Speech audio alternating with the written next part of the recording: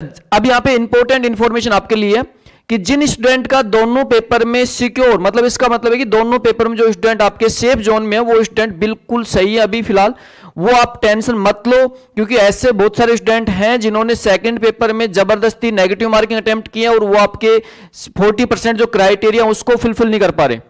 तो अगर वो 40% क्राइटेरिया को फुलफिल नहीं कर पा तो यहाँ पे सोच के देखो 10,000 सीट है।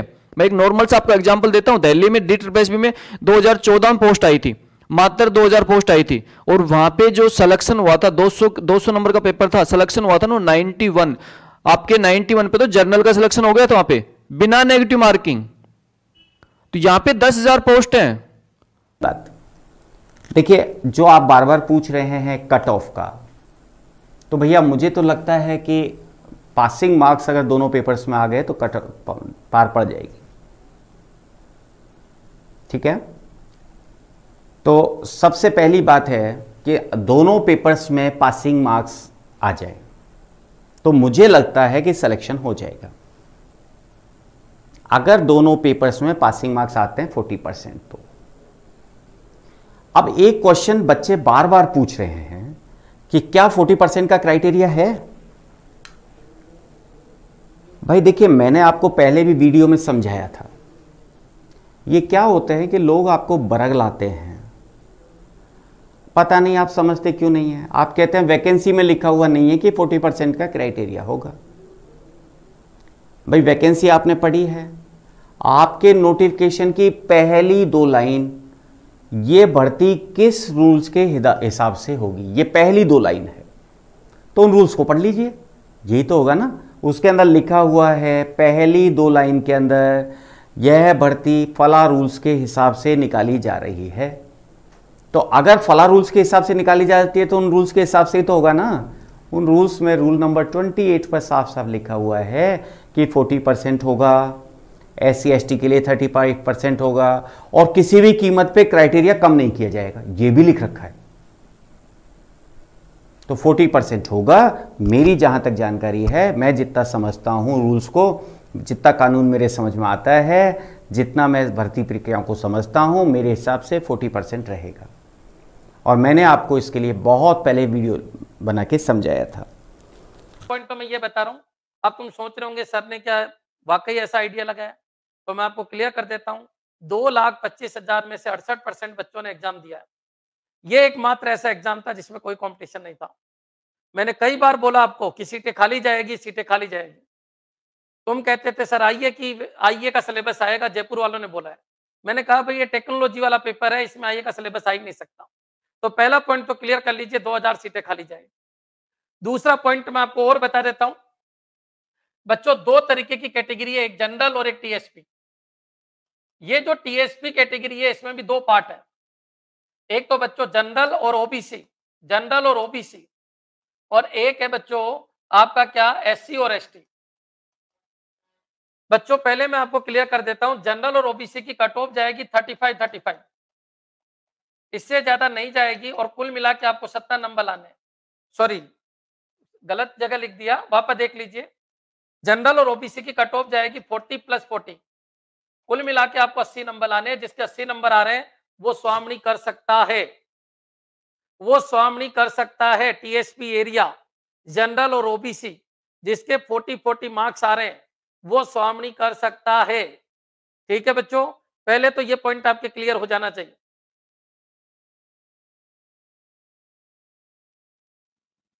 बच्चों चलिए आगे बढ़ते हैं। स्वामनी क्या है सर? स्वामनी का मतलब है सवामणि। सवामणि का मतलब होता है बच्चों, अपने राजस्थान में वो लड्डू और चूरमा दाल बाटी बनाते हैं प्रभु के नाम का, उसको स्वामणी कहते हैं। अब चलिए, जनरल ओबीसी 40 + 40 80 मार्क्स सिलेक्शन हो जाएगा। दूसरे पे आइए एससी एसटी, तो बच्चों 35 दोनों पेपर में जिसके आ रहे हैं यानी 70, उसका सिलेक्शन हो जाएगा। इससे ज्यादा टीएसपी में लाने की जरूरत नहीं है। टीएसपी में जिनके ये आ रहा है वो मजे कीजिए, सिलेक्शन हो चुका आपका। अब बड़ी एग्जाम की तैयारी कीजिए, बड़े एग्जाम की तैयारी कीजिए, आपका सिलेक्शन हो चुका है। ठीक है बच्चों, चलिए आगे बढ़ते हैं। सर 42 48 टीएसपी, पवन पाटीदार, बिल्कुल हो गया आपका सिलेक्शन। महेश गुजर सर 118 हो गया आपका सिलेक्शन। टीएसपी एससी एसटी में 70 का हो जाएगा, इधर नहीं होगा, जनरल और ओबीसी में नहीं होगा, यहाँ 40-40 आपको लाना है। ठीक है बच्चों, अब आ जाइए यहाँ पर जनरल कैटेगरी की अगर मैं बात करूं तो जनरल कैटेगरी में आपकी कुछ कैटेगरीज है, उनको समझ लो। एक तो जनरल जो बंदा है वो अलग है, और एक कैटेगरी है जनरल और ओबीसी, एक है ईडब्ल्यूएस, और बच्चों एक है एससी और एक है एसटी। एससी एसटी में आपकी कट ऑफ जाएगी बच्चों वही 35, इससे ज्यादा नहीं जाएगी। आपको 70 नंबर लाने हैं, 70 नंबर जिसके आ रहे हैं उसका सिलेक्शन हो रहा है। याद रखना मैं क्या कह रहा हूं, 70 नंबर जिसके आ रहे हैं उसका सिलेक्शन हो रहा है। क्यों? क्योंकि 10,000 सीट है। क्यों? क्योंकि बच्चे 1,70,000 ही बैठे हैं। क्यों? क्योंकि आधे बच्चे पीजीडीसीए वाले हैं। क्यों बच्चों?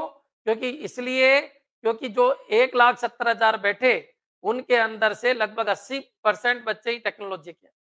दूसरी बात, बच्चों के बन तो रहे हैं लेकिन सेकंड पेपर में 35 नहीं बन रहे हैं।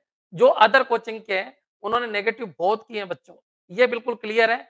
वहां मान लीजिए किसी कोचिंग में 10,000 बच्चे हैं तो वहां 100, 150, 50 इनके सिलेक्शन होंगे। तो सीटें खाली जा रही है, ये समझ के चलिए, सीटें खाली जा रही है। ठीक है बच्चों, अब यहाँ पर आ जाइए एससी एसटी, कहां पर? इधर की तरफ 70 नंबर जिसके आ रहे हैं उसका सिलेक्शन हो जाएगा। अब बच्चों ईडब्ल्यूएस 40-40 आने चाहिए, 40-40 प्लस 10 नंबर एक्स्ट्रा। क्यों? क्योंकि मेरिट बनेगी, तो जिसके 90 नंबर आ रहे हैं ईडब्ल्यूएस में उसका सिलेक्शन हो जाएगा। 40-40 तो ये चाहिए, और 10 नंबर और एक्स्ट्रा चाहिए, तो जिसके 90 नंबर आ रहे हैं उसका सिलेक्शन हो जाएगा ईडब्ल्यूएस के अंदर। और बच्चों जो जनरल वाले हैं, जनरल और ओबीसी, इनका बच्चों 40-40 तो ऐसे आने चाहिए, और प्लस 20 आपका ऐसा आना चाहिए। लगभग 100 नंबर जिसके आ रहे हैं उसका सिलेक्शन हो जाएगा। बच्चों ये क्लियर कर लीजिए, जिसके ये नंबर आ रहे हैं वो सिलेक्टेड, बिल्कुल क्लियर कर लीजिए। टेक्नोलॉजी ये भर्ती है ना शुरू से ही ऐसी चल रही है, अभी तक ऐसा हुआ है। कुछ भर्तियों में ये कंसीडर हो गई और कुछ में ये कंसीडर नहीं हुआ। ठीक है, सभी भर्तियों में ऐसा नहीं है कि इसको टारगेट पे लेके गया।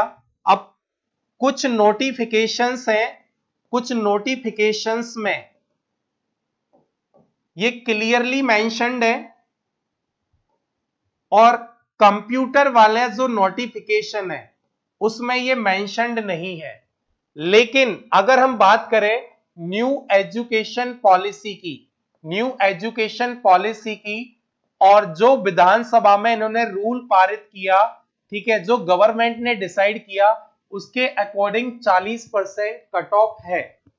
ठीक है, आपको बहुत सारे यूट्यूब चैनल्स पे बहुत सारे लोग बोलेंगे कि 40% कट ऑफ का कहीं पर भी नहीं है। प्राइमरी की भी मिनिमम सुपर की है, लेकिन आपको पता होना चाहिए यहां पर जो सुपर की का हम सबसेट बनाते हैं ना, वो अपन कैंडिडेट की बात करते हैं। तो कैंडिडेट की इज मिनिमल सुपर की इज मोर एप्रोप्रिएट आंसर।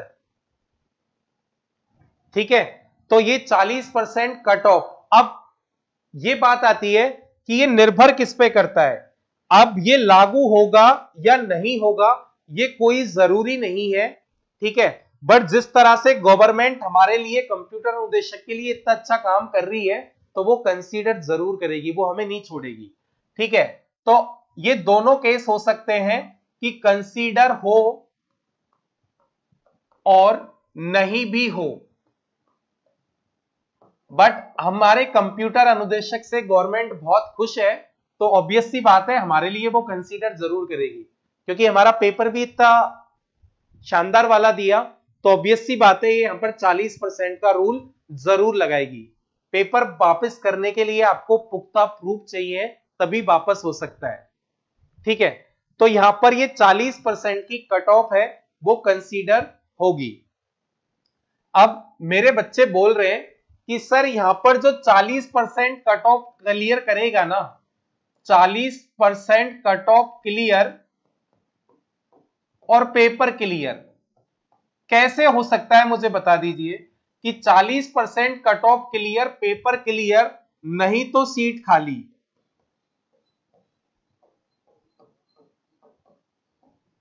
लेकिन मैं आपसे पूछता हूं कैसे कैसे सीट खाली रह जाएंगी,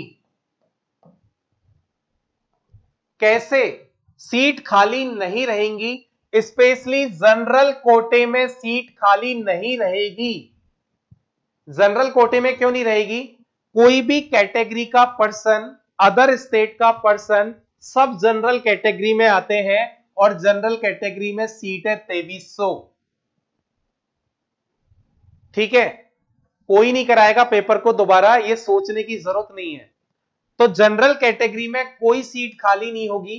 ठीक है, अगर 40% का कट ऑफ वाला क्राइटेरिया लगता है तो अप्रोक्स 100 कट ऑफ जाएगी जनरल की।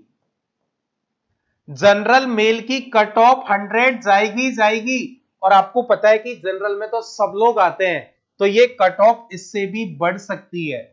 लेकिन जिस तरह के पेपर के हालात हैं, अप्रोक्स 100 रहेगी जनरल मेल की कट ऑफ। अगर हम फीमेल की बात करें,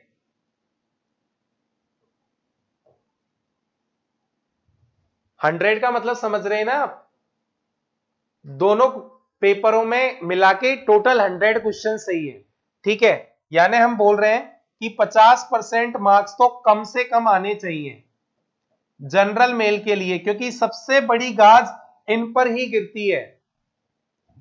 सबसे बड़ी गाज, क्योंकि इनके कोटे को कोई भी खा सकता है, तो इनकी जो कट ऑफ है वो सबसे ज्यादा जाएगी इस वैकेंसी में। जनरल मेल की कट ऑफ सबसे ज्यादा जाएगी।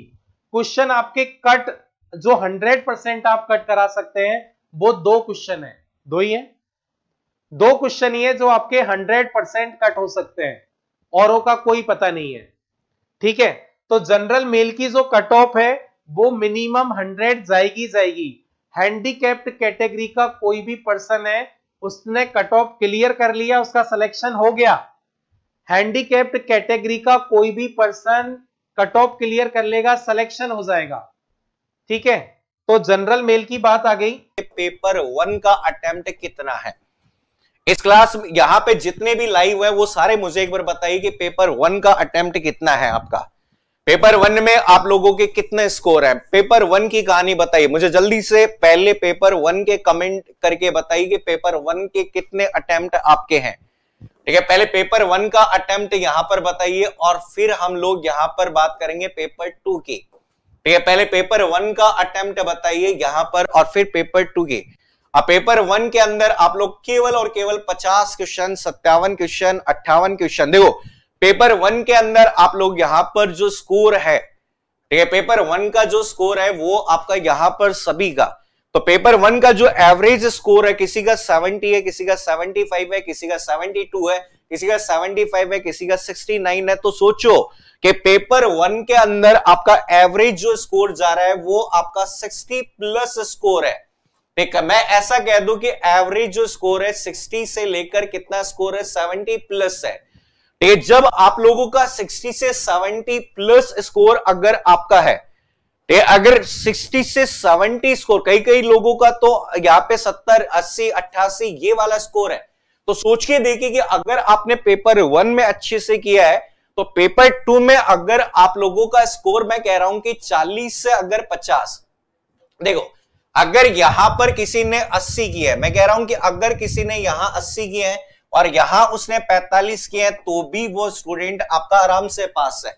अगर किसी ने यहां पर 70 किए हैं और यहां पर 40 किए हैं तो भी अगर बात करें वो स्टूडेंट क्या है, यहां पर पास है। अगर किसी ने 60 किए हैं और फिर यहां पर 45 किए हैं तो भी पास है।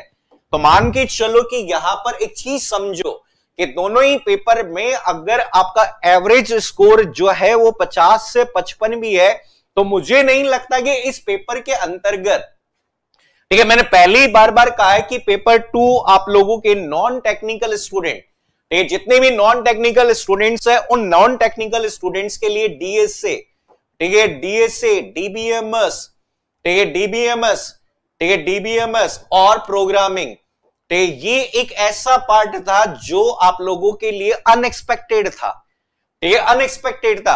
लेकिन पेपर 2 के अंदर आप लोग यहां पर एक चीज बताइए, पेपर 2 के अंदर आपके फंडामेंटल, पेपर 2 के अंदर फंडामेंटल प्लस, ठीक है, fundamental plus MS office plus reasoning, ये कितने सवाल है? 30 क्वेश्चन है।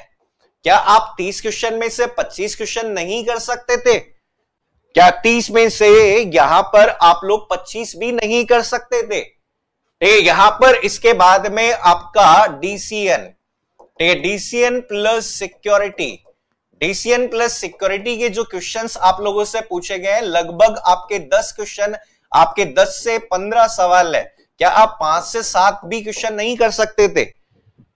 आप लोग यहां पर एक चीज बताइए कि यहां पर जब आप इन सवालों को नहीं कर पाए, एमएस ऑफिस के सवाल नहीं कर पाए, एमएस ऑफिस के सवाल नहीं कर पाए, फंडामेंटल के सवाल नहीं कर पाए, तो यहां पर कैसे आप लोग यहां पर मैं कैसे उम्मीद कर लूं कि आप लोग डीबीएमएस के कर पाएंगे? मैं कैसे उम्मीद कर लूं डेटा स्ट्रक्चर कर लेंगे? कैसे उम्मीद कर लूं मैं प्रोग्रामिंग कर लूंगे? अगर आप लोग यहां पर ये फंडामेंटल और एमएस ऑफिस एटलीस्ट इसके जो 25 क्वेश्चंस है वो तो सही होने चाहिए। 25 क्वेश्चन अगर आप लोगों के ये सही है, 25 क्वेश्चन अगर आपके सही है, तो यहां पर इसमें आप लोगों को यहां पर इतना ही है।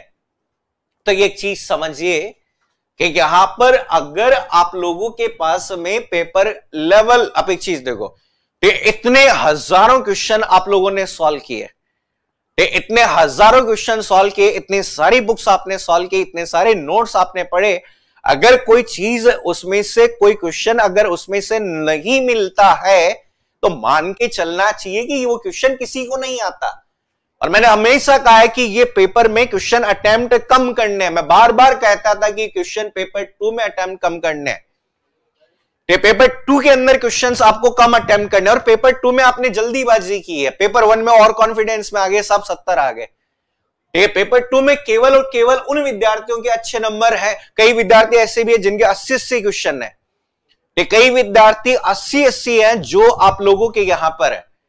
तो यहां पर कई जने यहां पर हम कहते हैं, तो मैं आप लोगों को एक चीज बता रहा हूं कि एक्सपेक्टेड, हम कहते हैं कि गुड स्कोर, ठीक है, गुड स्कोर की बात करें तो मैं आप लोगों को यह कह देता हूं कि कई विद्यार्थी जिन्होंने गुड स्कोर पेपर 1, मैं दोनों को लेकर चल रहा हूं कि आपका अगर पेपर 1 और आपका कौन सा पेपर 2, पेपर 1 और पेपर 2, अगर आप लोग जनरल के अंदर है तो पेपर 1 के अंदर आपका स्कोर 60 प्लस अच्छा है, पेपर 2 के अंदर अगर आप है तो 50 प्लस बहुत अच्छा है, ठीक है। अगर आप लोग ईडब्ल्यूएस, ओबीसी, एमबीसी, ज्यादा फर्क नहीं पड़ता इनमें, ठीक है, ईडब्ल्यूएस, एमबीसी और ओबीसी के अंदर है तो यहां पे एवरेज जो स्कोर है आपका 55 प्लस बहुत अच्छा है, ठीक है। यहां पर आपका 50 प्लस भी बहुत अच्छा है, ठीक है। अगर यहां पर आप लोग एससी एसटी कैटेगरी को बिलोंग करते हैं तो पेपर 1 के अंदर 55 प्लस और पेपर 2 के अंदर 45 प्लस बहुत अच्छा स्कोर है,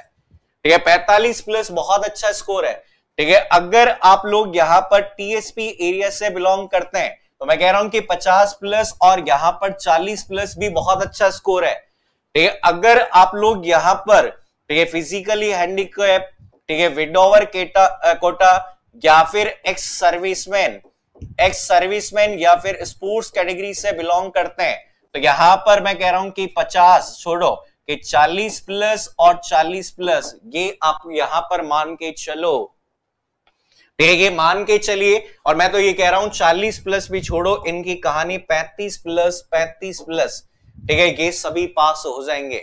अरे सोच के देखो, ठीक है, यहां पर सोच के देखो, ठीक है, ये आप लोगों को यहां पर सोच के देखना है कि पेपर का लेवल टफ है। और एक चीज समझो कि 10,000 पोस्ट है भाई, ठीक है, डरना क्यों है, डरना क्यों है, डरना क्यों है, क्यों अगर बात करें क्यों डर रहे हो? पेपर अधीनस्थ बोर्ड का ऐसा ही आता है, हमेशा ऐसा ही आता है, अनएक्सपेक्टेड आता है, ठीक है, होता है, हमेशा होता है कि जब पेपर 1 इजी आता है, ठीक है, जब पेपर 1 इजी आता है तो पेपर 2 टफ आता है, जब पेपर 2 इजी आता है तो पेपर 1 टफ आता है, ठीक है। टेंशन किस बात की? जिंदगी खत्म थोड़ी हुई है, ठीक है, यहां पर जिंदगी खत्म थोड़ी हुई है कि इस एग्जाम के बाद जिंदगी खत्म हो जाएगी, ठीक है। आप लोग यहां पर मेहनत करिए, हम मेहनत कर सकते हैं, कोई भी संस्थान मेहनत कर सकता है, कोई भी संस्थान में पढ़ाने वाले शिक्षक मेहनत कर सकते हैं। ठीक है, हर संस्थान ने अपने आप से इस प्रथम एग्जाम के अंदर बहुत मेहनत की है। अब यहां